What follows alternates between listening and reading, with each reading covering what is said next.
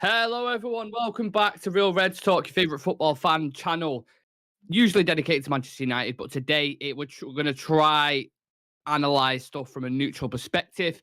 It is Monday, the start of the week, the day that everybody hates, but the day that we love because it means we take part in the Premier League roundup. After all the drama, shock results, interesting performances, Arsenal bottling it, Leicester being revived under Dean Smith, and much more to discuss. This show is going to be an absolute banger. We've got a little bit of topical news on Manchester United, but we'll touch on that towards the end, so make sure you stick around for that. But predominantly, we're just going to stick with a Premier League roundup over the weekend. We've got Adam and Dan joining us. Adam, I'll start with yourself. He was in rockstar mode before we came on. Are you still feeling like a rockstar now? Exactly, especially after that Arsenal downfall, I'm telling you. Oh, Long love may it. that continue. Love it. It's like Tom Yeah, Cruise in feeling good. Top Gun, mate. Looks fire. Looks fire. Yeah, Dan, have you looking brought any fly. cool? Have you brought any cool shades with you, Dan? No, no, no. I don't have any shades, but I'm enjoying the Mondays recently with the downfall Oh of yeah. the other teams we are seeing. Oh I, yeah. I will Love buy that. one just to Oh, but dedicate we're after. about to throw a load of shade at Arsenal now. Yeah, there we go. Look, good vibes, nothing but good vibes going into this. We're going to start with the games over the weekend. Of course, as I just mentioned there, the first game on the Friday night was Arsenal versus Southampton at the Emirates. Arsenal had a shaky couple of results over the past couple of weeks. Nerves starting to kick in. They gave up to a lead to Liverpool at Anfield, then to West Ham. And then this one seemed to go the opposite way. There was an absolute howler from Ramsdale at the start of the game, which kind of set the tone for Southampton for to kind of gain the advantage and put the pressure on him. Theo Walcott returns to his former club, manages to score only his second goal of the season, and what a time to score it. And then somehow Arsenal managed to claw the way back into it through Martinelli. And then they get put back again. Southampton score again. It's 3-1. And you're thinking, what the fuck is going on here? And then the last 10 minutes, which in all credit to him, they do make a comeback. They make it 3-3. And if that game was going on any longer, lads, I feel like Arsenal probably could have won that game. But do we think, I'll start off with Adam first, do we think they are going to bottle it? Well, you've seen in recent weeks what they've been doing, and it's clear that the pressure is actually building up to them. Yeah. It feels like almost you get a Diet Coke and you put Mentos in it and you just tighten it. It's It in. feels like it's hissing and it's about to pop. Yep. And it's not looking good for them now because I believe if City win their games in hand, they go 1 point ahead of them. Yeah. Yeah. And they now have to go to the Etihad and actually try and get a win. And even a draw mightn't be enough. So they need to actually win, and that's a big game later in the week. And I think that could be the title decider right there. I know there's a bit to go, but after what I've seen in recent weeks from them, the pressure is clearly showing, and I think they bottled it. I think they were so out clear in the distance, and we even the best teams have done it, and City have managed to come back and do it. It happens, and this is a young Arsenal team. They're not used to this sort of pressure, and I'm sure they weren't actually used. They didn't think they'd be in this position this time of Yeah. the season, and they would have bitten your hand off if you offered it to them. But look, you can still take positives from it, but some disappointment as well because they had such a clear lead. Yeah, they look like favourites, don't they? There was all marveling off. I've seen so many clips from Mhm. AFTV where they're like, we've won it. After that Jorginho goal, we've won it. We've done it. You've not, lads. You've not, because you've got the Etihad on Wednesday, mate, and you've the past three Mhm. games you've drew and dropped points. We've got people just joining. If you're watching now, watching later on, get your thoughts in about Arsenal. Let us know if you think they are going to bottle the league and if you'd rather Arsenal win it or Man City. Drop your comments in. Dan, how are you feeling about Arsenal yourself? Are they going to absolutely crumble like an apple pie, or do you think they can withstand the pressure? I'm actually surprised why they didn't show their real colors before, like long before. So now we are seeing the real colors, what they are capable of doing, and but now I think it's now going out of their hands now because they have the next game is against City, and then they have to face Chelsea, and who knows that Chelsea will make a comeback in that game, and then you have against Newcastle and Brighton also. So these four teams are tough ones for them, so at least they will drop point in any one or two games. And City are at this moment they are not seeming like they will drop points. So I think Arsenal have already lost this league. And to be Oh, fair, their players, as even I think Jesus has mentioned that they are lacking the experience in their team. And I'm surprised why Jorginho is sitting on the bench, who has been a real star and a real leader for Chelsea, and now he's sitting on the bench. And I would have definitely started him, but it seems like that experience is not enough in that team to go the whole stretch for the Yeah. league. When we analyse Arsenal as a squad, lads, where do we think their weak points are, and where do we think their top players perform? Adam, if you want to kick us off with that, when you watch them play, is it more like you prefer them as like how they play as a unit together collectively, or is the individual players you see in that setup, are you like not sure about him? It's a weird one because they do work really, really well as a team, and I don't think you have to have the best of players to actually, win something. Once you have that kind of team spirit and you get a consistent run, you can win trophies, and you also can win, I suppose, the bigger trophies. We've seen it with Leicester. Leicester weren't necessarily like the season before. People didn't put them as title contenders. A bit like Arsenal, people didn't tip them as title contenders, but they have that kind of team spirit. They're a very, very young team, I think, and I thought players the likes of Jorginho would have been kind of starting more consistent for them since he came in January. Given that he has won I suppose a what you call a Champions League, and he's won a international trophy as well. I know that's a bit painful to hear that one. I won't touch on it too much, but I think when you look at their quality, Jesus, he's all right, but he's not a world class striker. He's not a And killer, is then he? Like a killer in the no, box, like a Haaland or someone mhm, like that. exactly. And they have two really, really good young wide players who can win games by themselves, and I think they should be looking at that killer number nine. Their two centre halves, I think, are good. They've had a really, really good season. The keeper is decent. Maybe I think right back as well. I'd be looking at somebody. Yeah.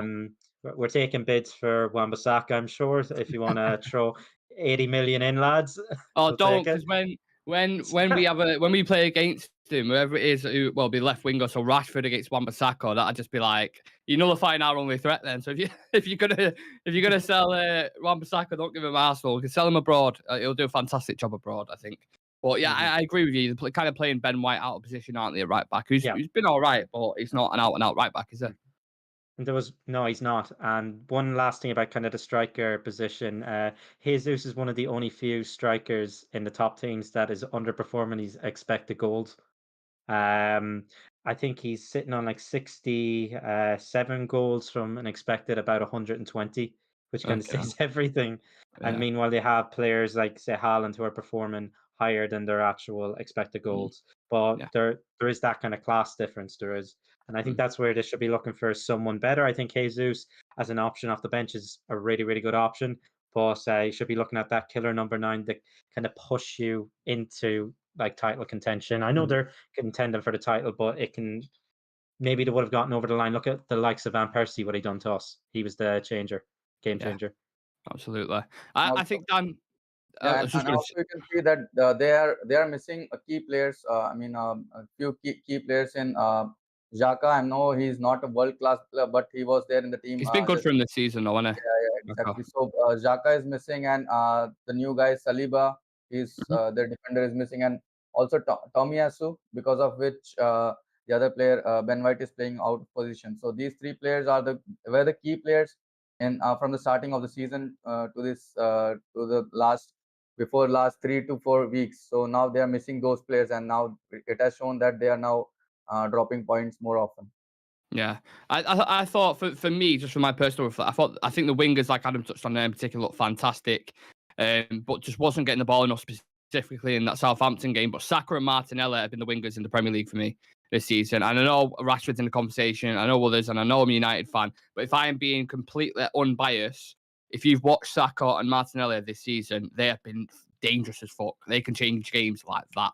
And their off the ball qualities as well is really good. But I don't want to praise Arsenal too much. Let's hope they bottle it. And if you keep playing Rob Holding at centre back, I'm pretty sure they're going to bottle it because he has been absolutely Mhm, atrocious. So we'll move on for that because we've got lots of games to discuss. mhm. Fulham versus Leeds in Dave the early put a kickoff. comment. Oh, I was go just on, going to yeah. say Dave put a comment in. He said, "I can't believe the amount of people on Neville's back earlier in the season. Okay, he was wrong about Arsenal being third, but he was bang on about everything else. It's still in their hands for now. On to Wednesday." I think he's going to get absolute stick for that. If City lose, I swear to God, you're going to see this video. Remember me saying this now. Yeah. If City beat him, sorry, on Wednesday, and Arsenal lose, you'll see all the Arsenal fans say Gary Neville's been fucking caught saying this and saying that, and he's been persuading it. He's been biased commentary. He's been pushing this for all this time. I'm telling you now, you'll see it from all them absolute clowns over on AFTV. But yeah, Neville's been spot on, man, in what he said about Arsenal. He was, because he ain't got the experience. I know they brought Zinchenko and Jesus have won things, but Yeah. apart from that, who else? Is anyone else in the squad? Like, I don't think there is. So, yeah. No.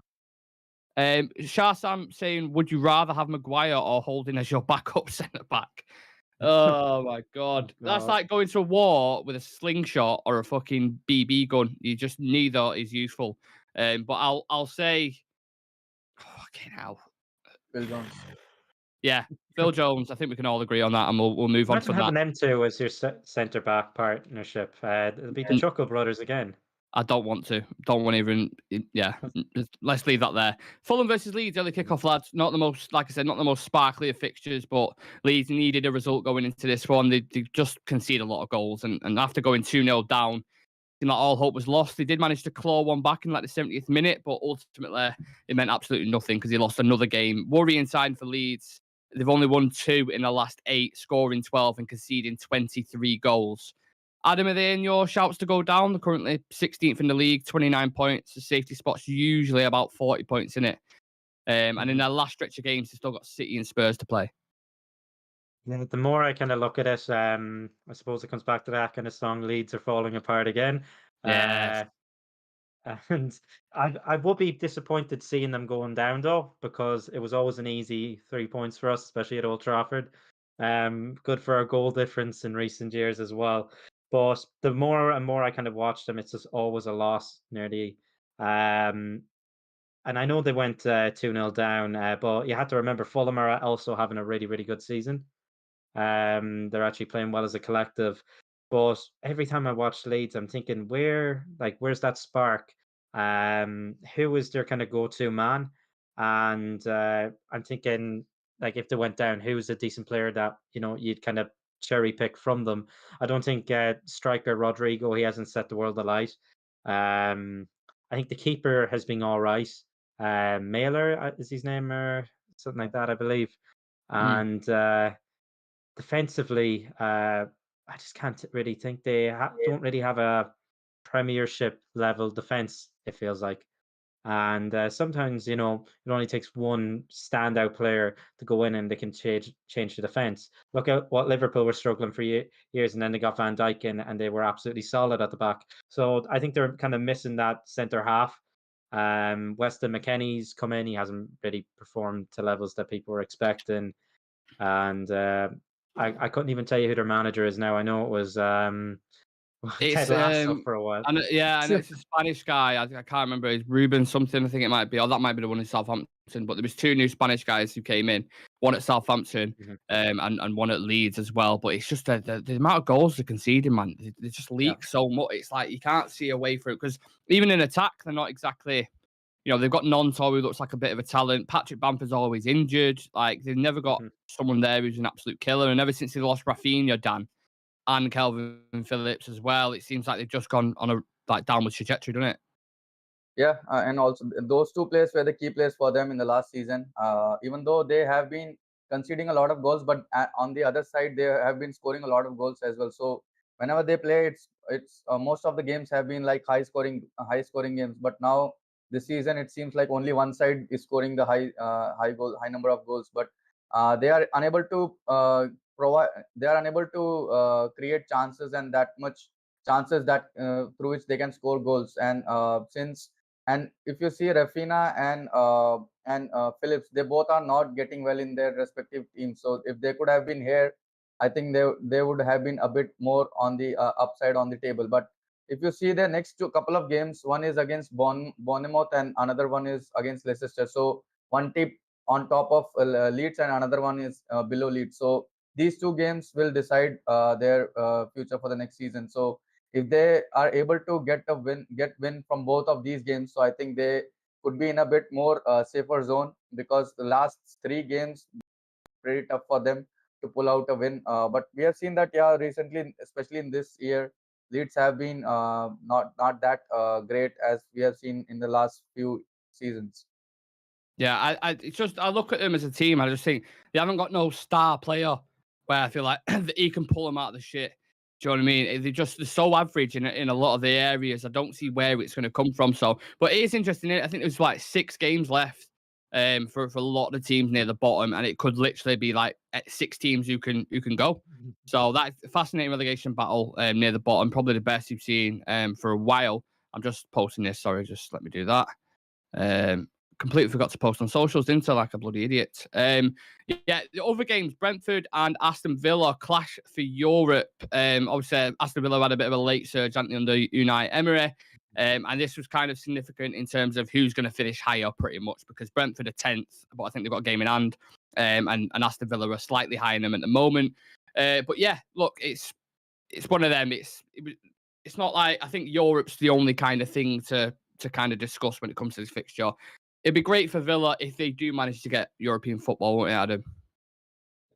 Massive for them. They haven't been in Europe. I suppose it must be decades at this point.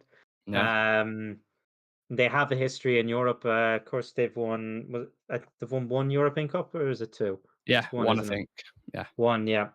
And so they have history in kind of Europe, and the fans. They really, really are. They wouldn't have expected this. With Gerrard, they were preparing for potentially relegation, and look what happens when you hire a good coach. I always said Unai Emery, he was a good manager, but I think he came in to an Arsenal team that they didn't seem to actually play for him. Uh, and of course, I think we were his first fixture, were we? I think yeah, first match was manager against bounce on us. it.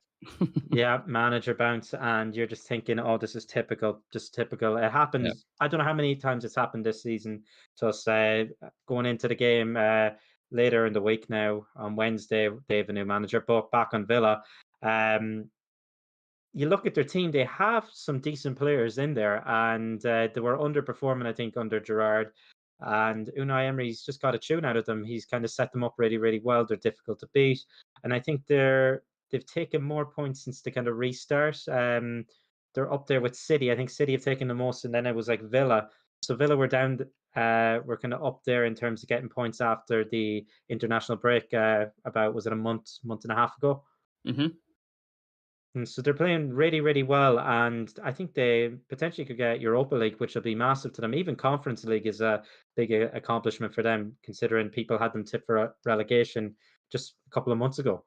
So it just goes to show how tight, especially down there, it was at the time that they've managed to turn it around and potentially finish in the top six. Yeah, 100%. We just put a poll out in the chat. Who qualifies for Europa? Fulham, Villa, or Brentford? Who's going to make a late surge? So get involved in that and I was saying get your comments in then, but you can't comment on it. Just let us know what you think. Dan, what about yourself? Fulham, Villa, Brentford? Is Liverpool not an option in that? We don't care about Liverpool over here. Fuck him. To be honest, we'll discuss I them would like. shortly. I want them a Yeah, conference yeah. league. Please That's what give them I'm the saying. conference league.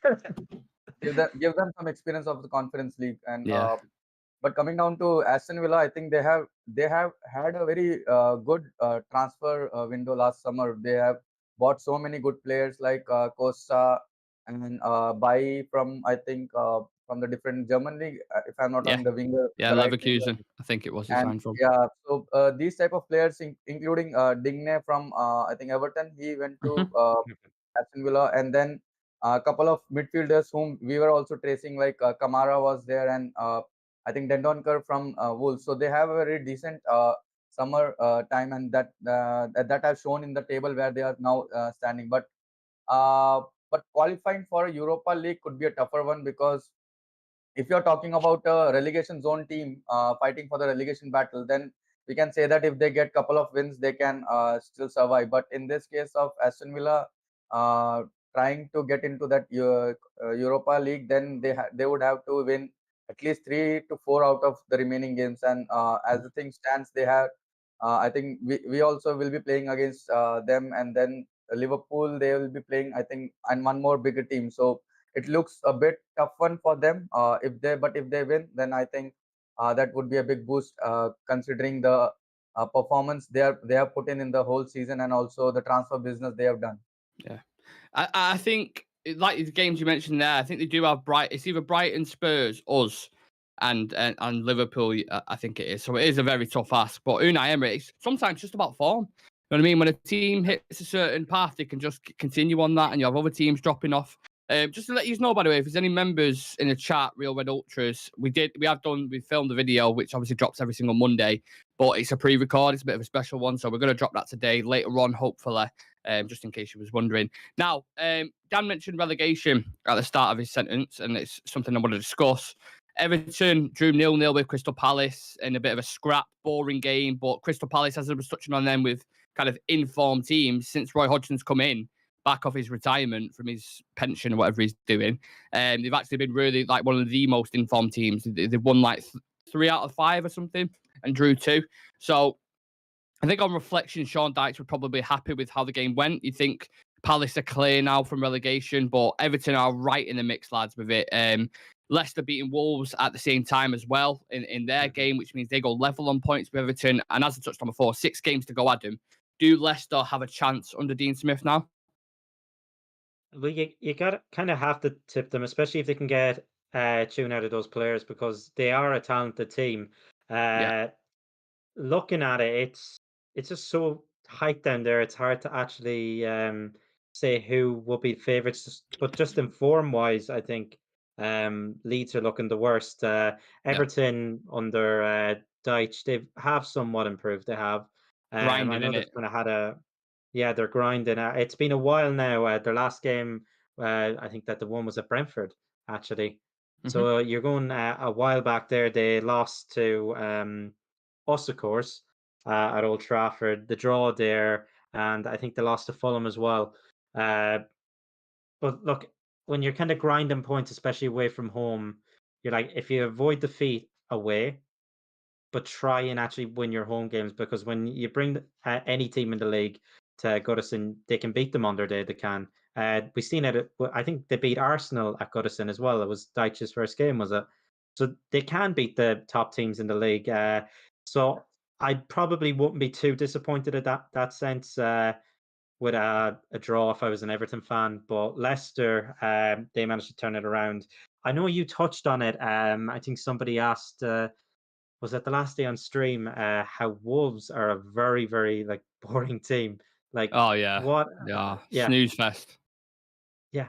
And like how are they not like competing like against the likes of Leicester? I know it finished 2-1, but when you look at the stats and the expected goals, Leicester actually underperformed, and Wolves overperformed, which kind of Mm. says everything. It was the the scoreline kind of flattered Wolves. It did. Leicester should have won much more comfortably, and that's against a team that are out of form, not looking good.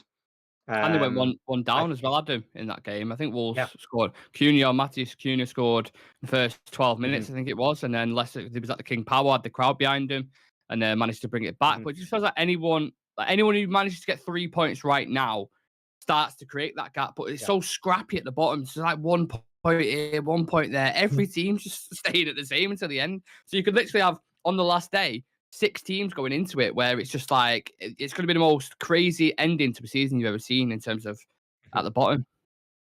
Exactly. And as crazy as it thinks, Wolves could be in danger too Yeah. in the next week or two. Mm. West It's Ham, I think Palace are just out of that. They're at the safe point now, and Chelsea fans. Who knows? We'll see now. Could be in it's for a late shot. me and Dan was discussing this on the last roundup, weren't we, on Monday? Dan saying, me and Dan and Shreyas were saying, imagine if Chelsea kind of get clawed into this. But how do you feel about the relegation, Dan, at the minute? Do you agree with what Adam was saying?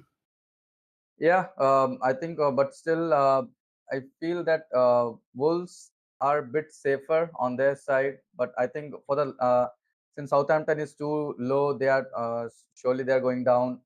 But on top of Southampton, from the position 16 to 19, there are 4 teams. I think the battle will be between them for the last 2 positions for the relegation zone. So I think in that Leeds and Leicester also, I don't think they are looking that good.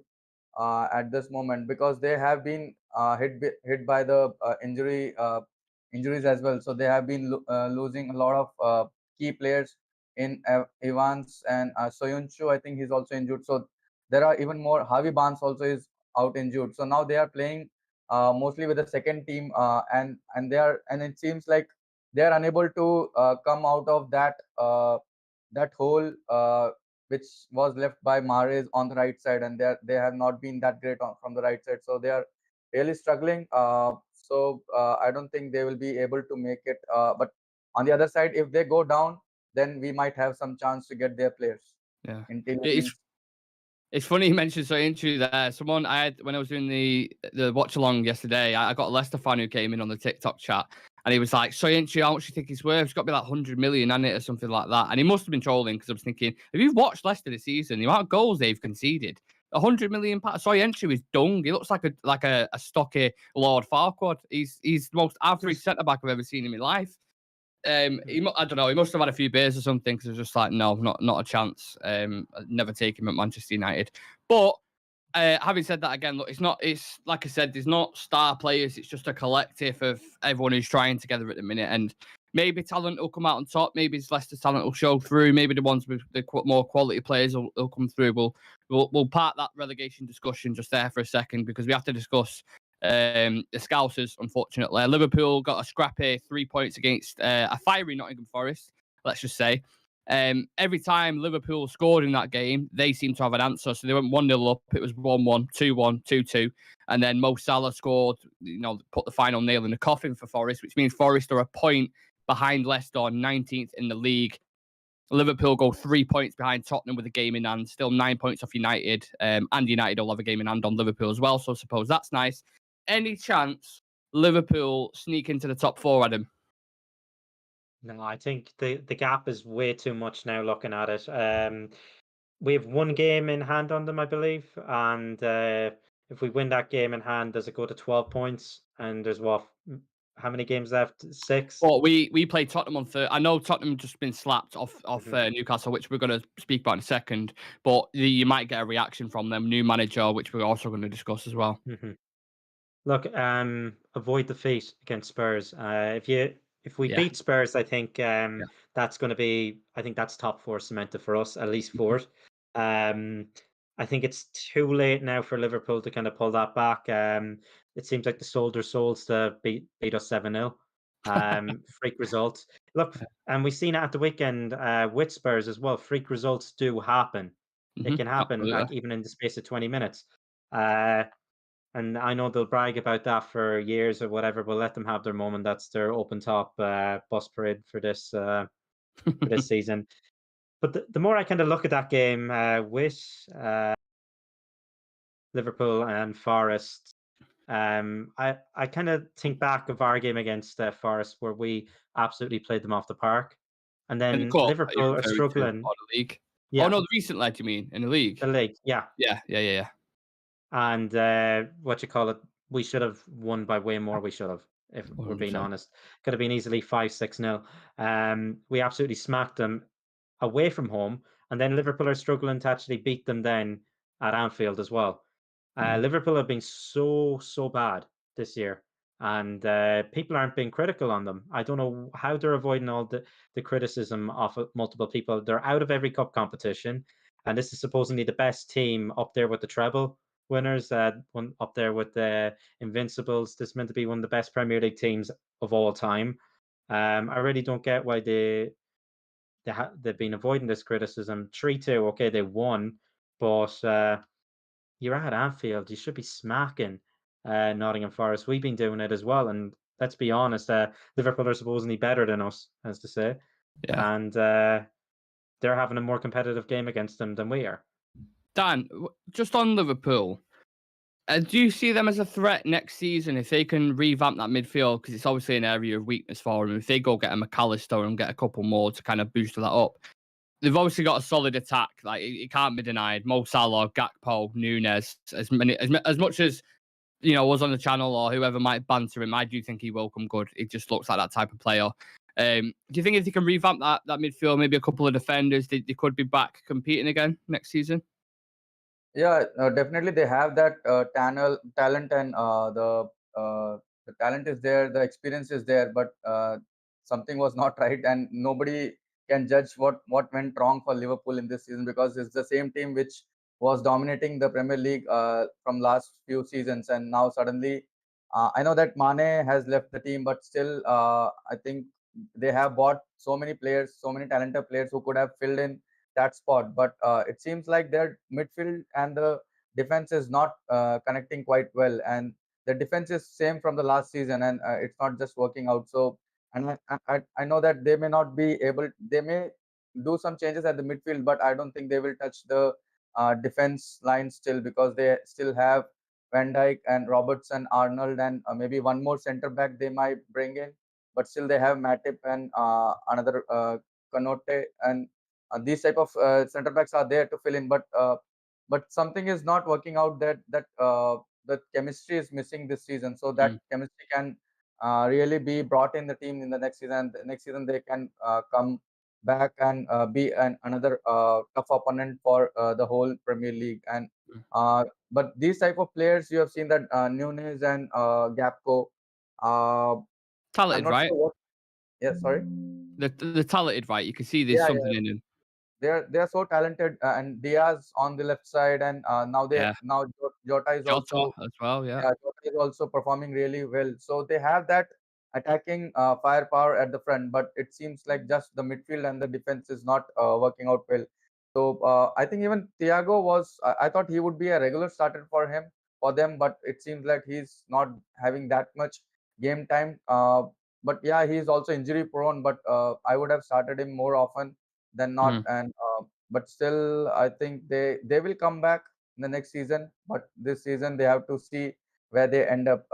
But I would like to, as mentioned before, I would like to see them in Conference League. Yeah, I think we can all second that. I just think next season's so fascinating because I hate using the word sleeping giants. But if teams get it right this summer, if Liverpool get their midfield right and maybe a couple of defenders, if Chelsea bring in a competent manager who can actually, get these players together, because the talent they possess, as much as they get bantered, they've got a lot of talented players in their squad, and it just needs cutting and trimming, and they need, a certain tactical approach that suits the players. If they can sort that, they'll be competing. Arsenal are going to be there or thereabouts, depending on how much they crumble this season. City are always there. We're improving under Manchester United. So it could be next season. It could be really, really competitive at the top if teams get it right. That's if being the key word. One team who isn't getting it right at the minute, Adam, is Tottenham. They got absolutely slapped up from Newcastle 6-1, conceding 5 goals in 10 minutes. And the absolute shock result of the weekend. Spurs completely capitulated, and you've never seen anything like it. We can kind of relate to it as fans, unfortunately, because Liverpool 7-0. We all remember that second half. They was just similar in the first 20 minutes. They did it in quicker fashion, if anything. If you're a Spurs fan now, do you? I think they have sacked Christian Salini, as far as we've literally been made aware of. So I believe Ryan Mason is probably going to come into the job. Is that the right choice, considering he's like fucking 6 games left? 6 games left, and let's be honest, it seems like they're out of the running for anything. Do they want Europa League? Do they want Conference League? I think Levy kind of probably does because it brings in some form of income. It does, but if you're a fan, I prefer to just kind of focus on the league, bring in some players, and focus on the league and the domestic cup competitions. Then, but after the weekend, like, and I've seen them in Europe as well. They haven't been great. They've They're been bad, aren't absolutely they? terrible. Yeah, it feels like I know Chiellini put it. It's the history of the Tottenham. It is. Mm. They just bottle it every time they do, and you then have the likes of Daniel Levy coming out and saying, "Oh, it brings me great pain that the other team from North London that we finished ahead of in 5 of the last seasons, is ahead of us this season." And he's like trying to look at like that finishing above Arsenal as a sign of kind of success. They have so many talented players there, players that we'd have in our team in a heartbeat. But it's almost like a curse at this point at Tottenham. They just It's, can't it's like us compete. They against can't. Sevilla. Yeah, yeah, pretty much. And they're playing every week against Sevilla. I feel like. Yeah. Um, that opening 20 minutes is probably one of the worst. I think probably the worst 20 minutes I've seen in Premier League Yeah, history. it was bad. It has to be up there, especially from Lloris. Awful, horrendous, And and he then he got, got hooked at halftime again. yeah, he got taken off. And if you're a Spurs fan and you see Fraser Forster putting on his gloves, you're like, oh my God, what? That's like us in the Liverpool game. David De Gea gets taken off after they scored the seventh one, and they're bringing on Tom Heaton, and you're just like, he's just trying to concede more? What's going on here? Like, it's just absolute madness in it at Spurs at the minute. And can I just say as well, I mean, I always mention this, but their boss is a villain. I'm absolutely convinced of it that he is a villain in some film, in a James Bond film, as a Disney villain, something. He's just got that evil look to him, like he's going to take over the world. And maybe that's what he'll go do now, Stellini's left the Spurs job. Just some very quick comments, lads, just before I continue. We've got Andy Pundit, who's in the chat. Big up, who's come over from TikTok, saying, reckon that Spurs have seen Poch to get him back let me start again. I'll repeat that. Completely kerfuffled me words up there. Reckon that Spurs have seen Poch to Chelsea link and gone into full-blown panic to try getting back. Now, if you're Poch, here's a question for you, lads, just a quick throwaway one. If you're Poch, would you rather go to Chelsea or Spurs? I would go to Chelsea because Tottenham, if you see in the next season, I don't think they will be able to keep Harry Kane, and maybe probably Son will also really be looking out because they have already spoiled it so many careers. I don't think they have won any trophy. Harry Kane, any league trophy. So Audi with that, Cup. That's all they've won. yeah, maybe maybe the minimum one he has gone, but the talent he has, he should be winning Champions League. So he's that kind of player. So definitely next season he'll be looking out. Maybe Manchester United. Yeah. Mhm. It's interesting, isn't it, Adam? Because you think about, you cast your mind back to when when Ollie was going through all the turmoil, we was losing games to Leicester and then Villa. One name that got linked with the job was Antonio Conte, and a lot of people were Mhm. screaming from the hills at the time to go get him. Could you imagine the difference now if we had gone and got him instead of Eric Ten Hag, who we've currently got? Can you imagine the shitstorm he'd be complaining about the upstairs, the owners, everything? Oh, yeah. He would have full. We would have been. It would have been probably our worst Premier League season. The next one, it would have. Mm, And I was one of the few that didn't want Conte. I said this is the process right now, right off the season nearly, and just try and get the right man in. Because you know me, I was shouting for Ten Hag. I think from the air before the links were even there, yeah. and I'm happy we got our man because we just look so much better. We've actually won a trophy. Ericsson, who's played for Tottenham, has gone to Inter, won a league. He's almost, didn't return to football. His career was almost over in football. He's come back and he's actually won a cup in England before anyone at Tottenham has. Yeah. It's People that crazy, he's isn't it? played before. Yeah, It it's is. hard to think. And they've had Jose Mourinho, they've had Conte, They've they've had had winners. There's pure yeah. winners who can't win there. Tottenham are bottlers. We're saying Arsenal's going to bottle the league. Tottenham Mhm, are notorious bottle. They're so bad at it. It's mhm. unbelievable. What I don't understand is why they sacked Mourinho the week of a cup final. A Like, strange one, wasn't it? And why then would put you do Ryan that? Mason Yeah, in charge, wasn't it? It's like what they're doing yeah. now, though. It's like you got 6 games left and you're just going to change it up again. Like, it's I don't know. It's just like, and then you touched on Harry Kane there, Adam. And there was another Mhm. question I wanted to ask you guys. Do you think he'll be keeping an eye on the exit now? Do you think United will look like the most attractive proposition, top 4, just won a Carabao Cup, could win an FA Cup? Like, it's got to be on the cards now, isn't it? Yeah, I definitely think he's kind of sniffing there. He's like, okay, what team is kind of on the up, especially in England? I doubt he wants to leave England. He wants to kind of break that Alan Shearer record. And I think he's the perfect kind of fit for that striker who can drop deep and pass the ball as well. He's probably the second best passer of the ball for me in the league, behind Kevin De Bruyne. He's definitely up there, and I think he just would fit. He's the missing piece of the jigsaw, I think, up front for us. Yeah, Uh, it's going to be an absolute pain to, try and negotiate with Daniel Levy. that's the thing. If I'm being honest, Mm. especially for a team in England, you can nearly slap another Oh, 20, 30 million on yeah. top just if it's selling within England. I know there's kind of Bayern Munich links because they have nobody up front. They have what Choupo-Moting. Mm. Um, but for me, he's my preferred choice, and I think we should go for like, an understudy as well. Look for somebody else as well, because if we're being honest, Martial hasn't really been up to it. Weghorst will be gone. We've lost Cavani. We've lost Ronaldo. We haven't replaced them.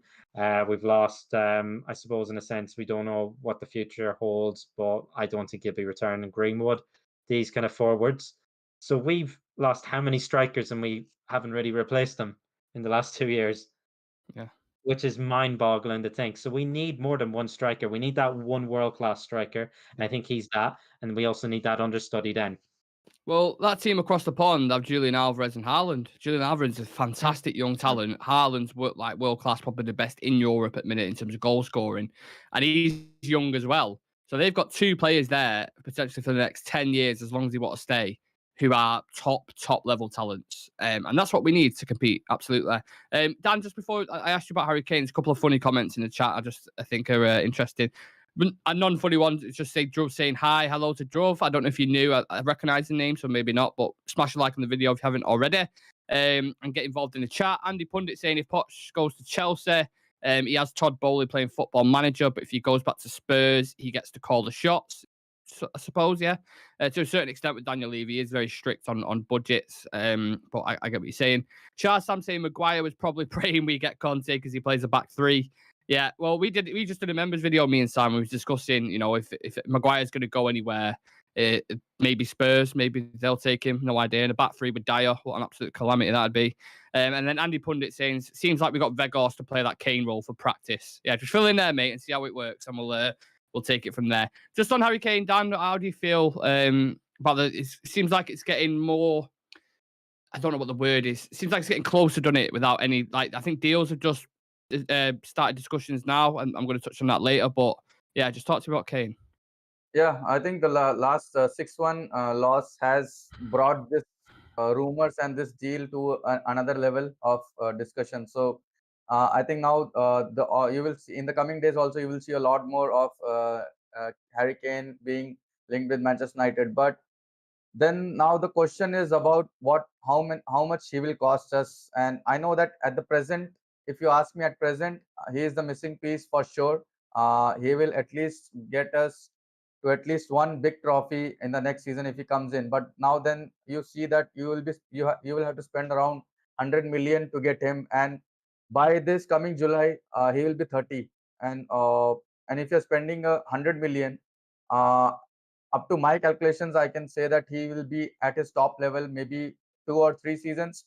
Then again, after 2 or 3 seasons, you will again have to go into the market for another striker for 100 million. So then it's all about.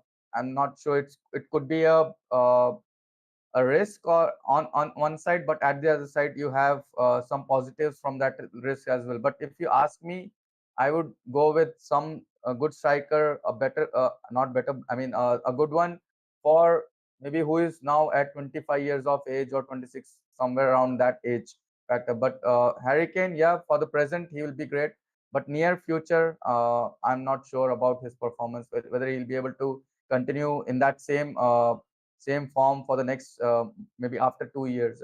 I suppose it's a risk either way, right? If you go for Kane, you got the age profile. How long can he keep performing at the top? Is it 2, 3, maybe 5 years?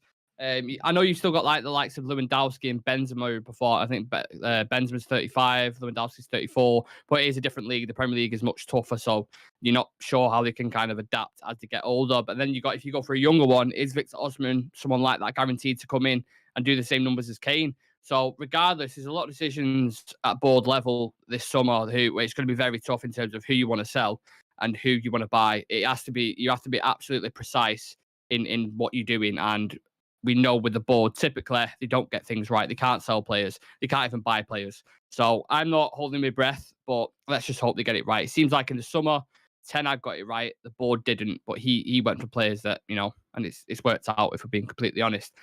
Just the last game to touch on before we dig into a little bit of topical news about United. West Ham beat Bournemouth 4-0. 4-0 scoring a bit of a B-Tech scorpion kick. It was being called a scorpion kick, but it wasn't. It was basically something you do in the park. It's absolutely ridiculous.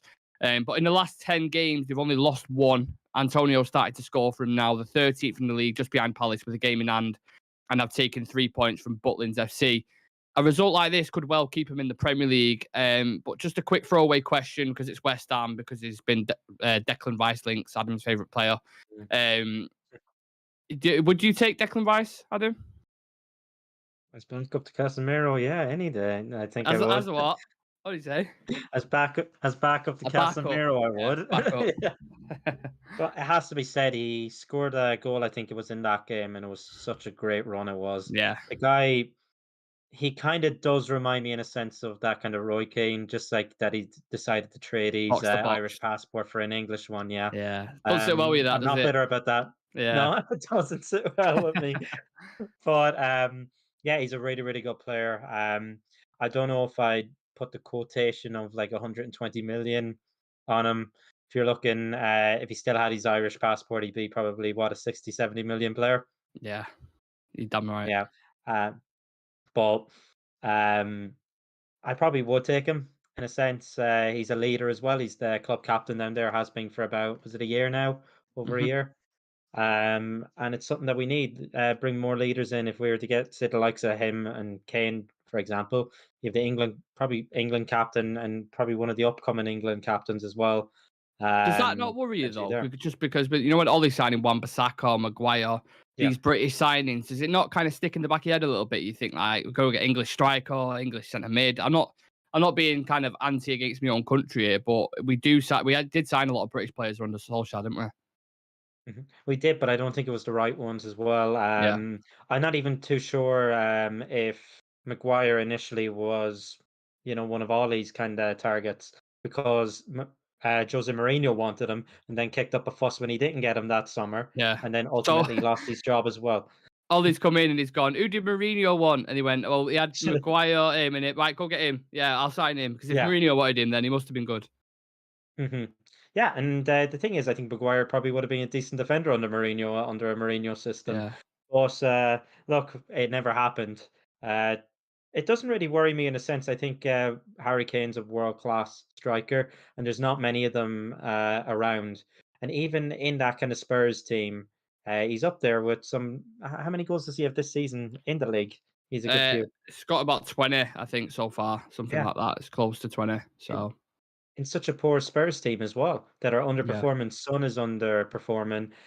He's probably the only one that can kind of hold his head held high, I suppose, in a sense, and say, "Look, I've tried. I've kind of scored." It just sums Spurs up. It does, losing 6-1 to a team, and that one goal being scored by Harry Kane.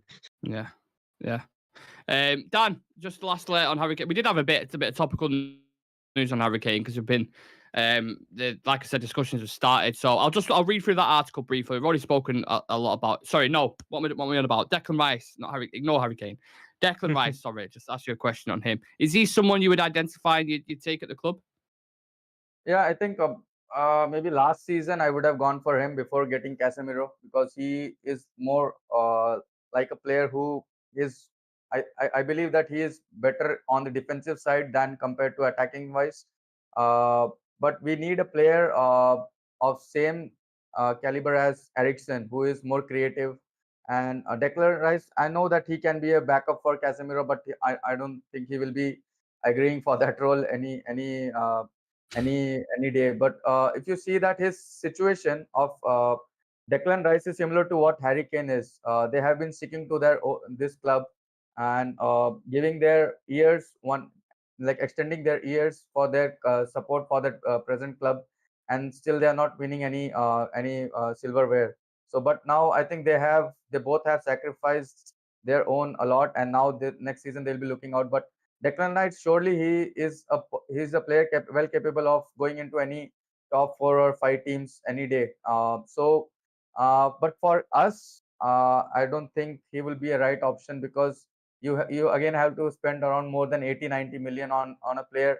You are not sure whether he'll be starting the game every game, because we are having Eriksen and Bruno starts every game, and Casemiro will be starting every game. So now the option will be between Declan Rice, Eriksen, and maybe probably Sabitzer coming into the team if we go and get for a permanent deal. And I think today we are also linked with Gavin Birch. So I don't think Declan Rice coming to United will have a regular start as he would get in any other team. So with already the style of play we are playing under Ten Hag and all the players we have at the moment, I don't think he will have a place in United.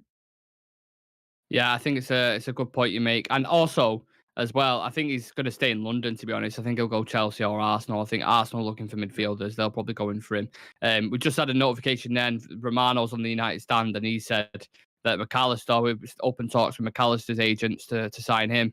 Apparently, so yeah, it could be literally McAllister, De Jong, bloody. There's a number of players. I'm sure we're going to be linked with thousands over the summer, but Declan Rice, I don't think we will sign, and I don't think, like you said there, I don't think he's a Ten Hag signing. Like, I've not seen much concrete news related to him either. So, yeah, we'll keep tabs on that one. I did have a bit of topical news about Harry Kane, but we've already spoken about him in depth, so I don't want to cover all ground. But I'll just read the quotes out for you, and then I'll get onto the last quote I wanted to discuss. So, United have started to make attempts to find out what it'll take to sign Harry Kane, with the expectation increasing that the striker will not sign a new Tottenham Hotspur contract this summer. That's from Matt Law.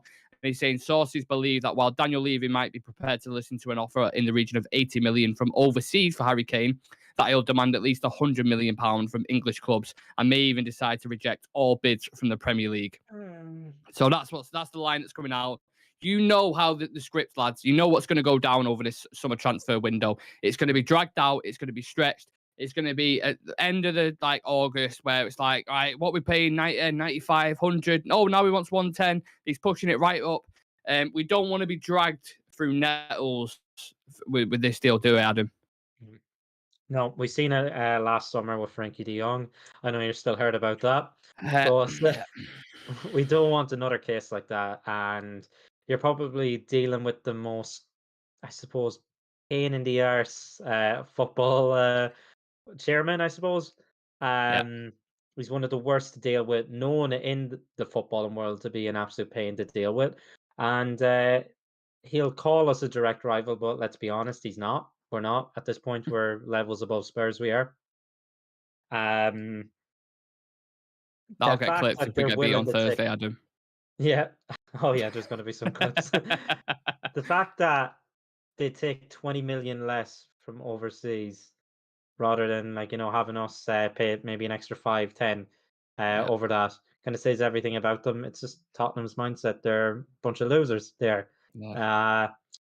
And the fans are going for his head now, and rightfully so, because I think he's kind of put them in this situation, bad appointments, not backing managers when they should have, and Harry Kane has every right to actually leave now. He's stood by them for a while. He's seen winners come in and try and manage the team, and it hasn't worked out.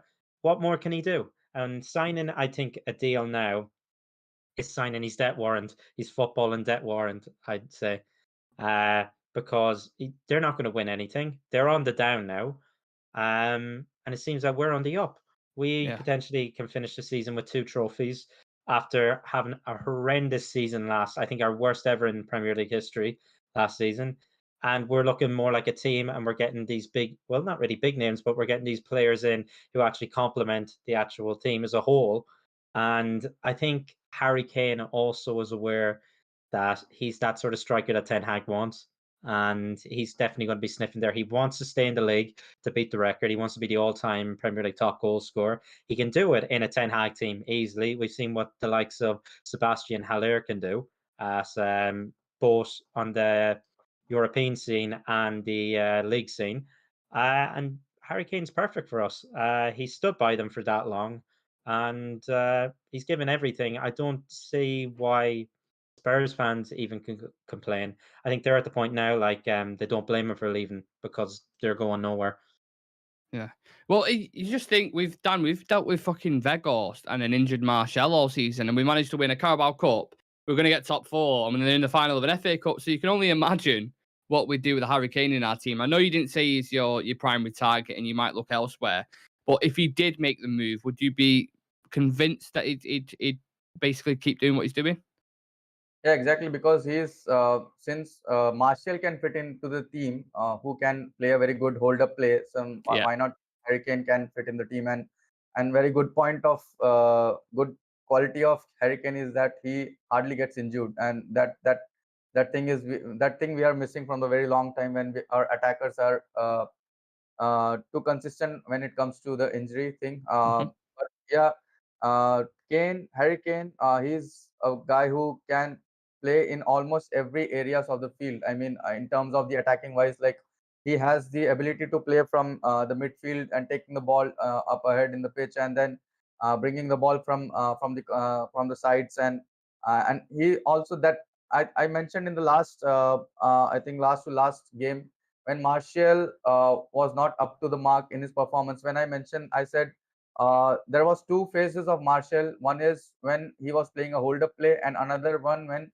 the wingers had the ball and we needed a striker on that particular Yeah. position.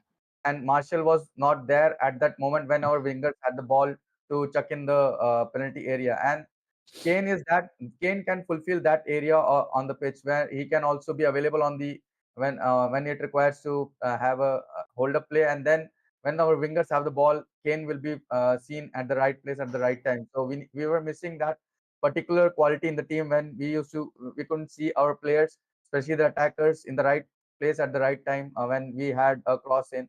And but with the Kane, we can see that so many chances which we created actually are getting converted into goals. Yeah, I just think he'd be gold, lads. I really do. I think he'd be fantastic. How long he can do it for is, yeah, no idea. And you're right about the injuries as well, because there was a narrative going about that he's always injured, does this, does that. He does have big injuries when he gets them, like ankle injuries and stuff. But for the past 2 years, from what I've seen, he's been pretty consistent and played quite a lot of game time. So if you can continue that, happy days. We did have one last quote to touch on about Luke Shaw playing at centre back, but we've literally just had breaking news. I don't know if any of you guys have seen this, but David De Gea will sign his new Manchester United contract very soon. The final clauses are being discussed. So we're live reacting to it right now. We've got 10 people in the chat. Make sure you smash a like on the video, not because of that news, but you might be disgruntled with it or you might be happy with it. I don't know. But make sure you smash a like on the video, subscribe to the channel if you're new. Lads, David De Gea signing a new contract. Judging from your reactions, I don't know if I need to ask you the question on that, but Adam, do you want to kick us off? I don't know where to start.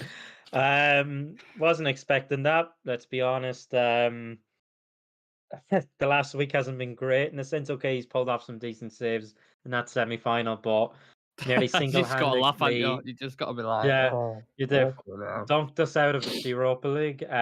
Nowhere near any of the penalties. I can't. It's bad that I feel disappointed. I think if he was ready, it would have been now to kind of go and like hold your hands up, maybe end it on a trophy as well, go out in a high, do what Van der Sar done, went out in the high. But no, seems to me that we're going down this line. Maybe Ten Hag kind of senses that we need to be, fixing other positions first, and maybe Yeah, he'll that's prioritize. Yeah, I think it's coming down to that. Maybe he'll prioritize a striker. He has to, over the goalkeeper. But it does have a severe impact on how we play out from the back. yeah. Um, Especially when we go to our kind of fringe players at the back, that's when you do notice it.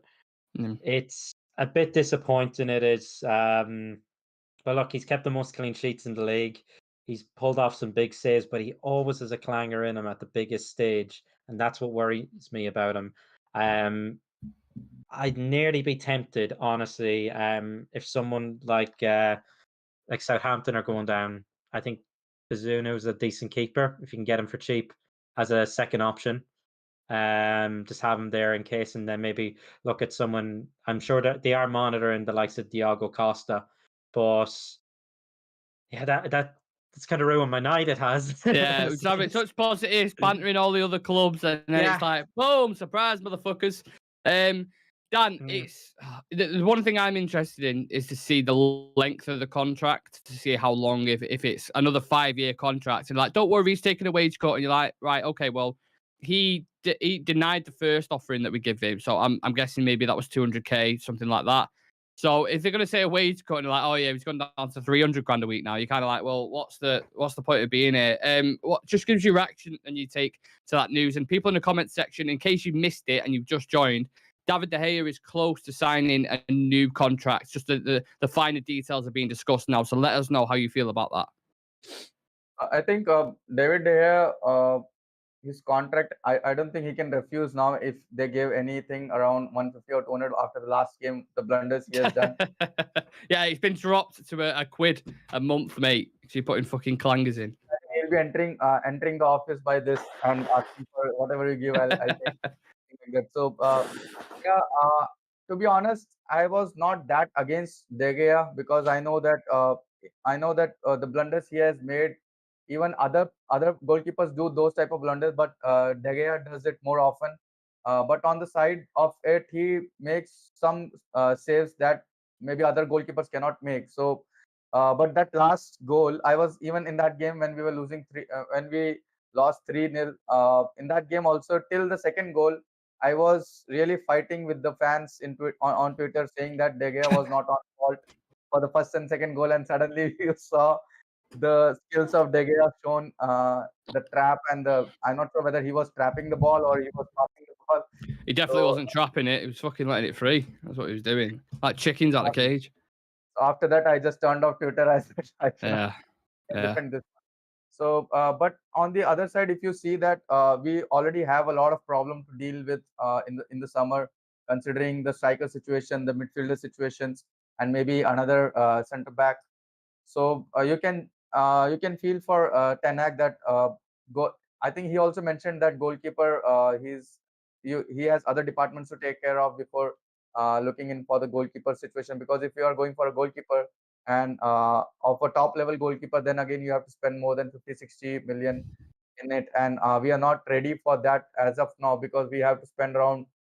I think it will take more 200 million more to regroup in the midfield and the striker situation. So but yeah, the one thing you can do is like to avoid these type of situations when you are more dependent on goalkeeper to start the attack. And I was never a fan of a tiki taka starting from the backside. And whenever I see the passing going around between De Gea, Lindelof, and Maguire, it just gives me a nightmare. So Yeah. yeah, with Martinez and Varane, I think he looked more confident, but yeah, he definitely has to improve. And actually, he was improving on the distribution part. You have seen that in bits here and there. He was improving slowly, but then the last goal in that game just just killed It was everything really off. bad, wasn't it? Uh, Yeah. yeah, I think I'm not worried that much in this goalkeeper situation. I think it can still be dealt on in the next coming season with the change in the play style. Mm. We've got lots of reaction to this in the chat. I just want to quickly say, me and Sam dedicated a full 20 minutes in our members video about why we should sell De Gea and what we should do and blah, blah, blah. And that was filmed today, by the way. And then this news has just come out and it's like, oh my god! But yeah, if you want to become a real Red member, by the way, for exclusive content, a chance to feature on the show, and a badge, and you can use all the the little Nick emojis they're called now, apparently.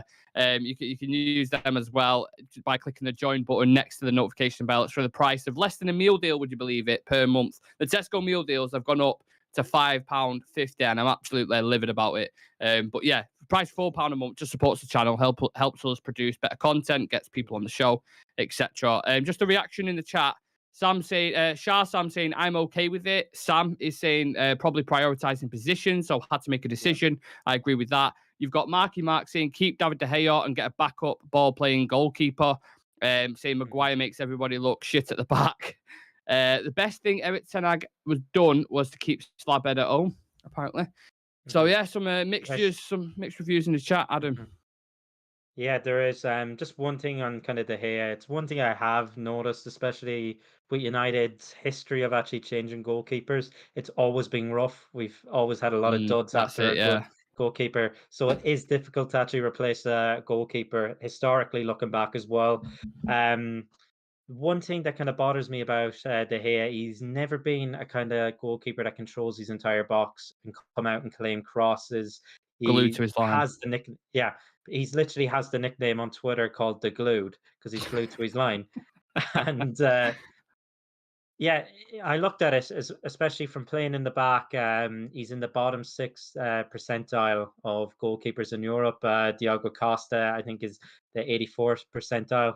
Um, and especially control in the box. That was the one big thing that I kind of did notice, especially looking at stats today. I didn't expect this to happen, but Ten Hag has come out publicly and said that he's confident with Dave and Net.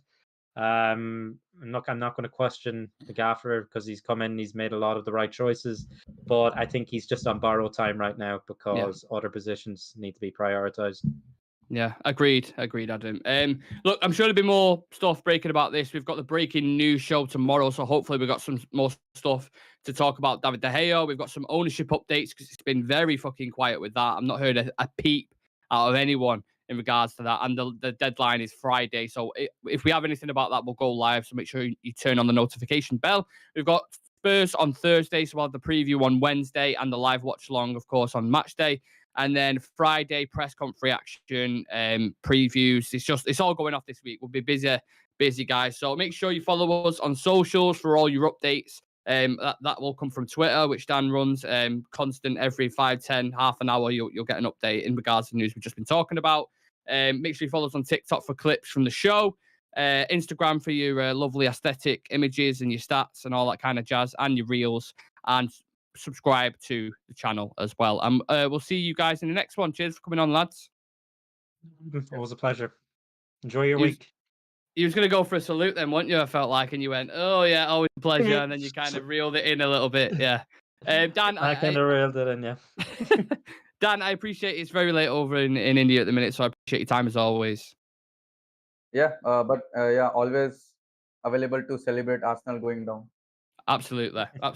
What a way to end the show. Thank you to everyone in the chat. We appreciate every single one of you. Smash like on the video, and we'll see you for the breaking news show tomorrow. Peace.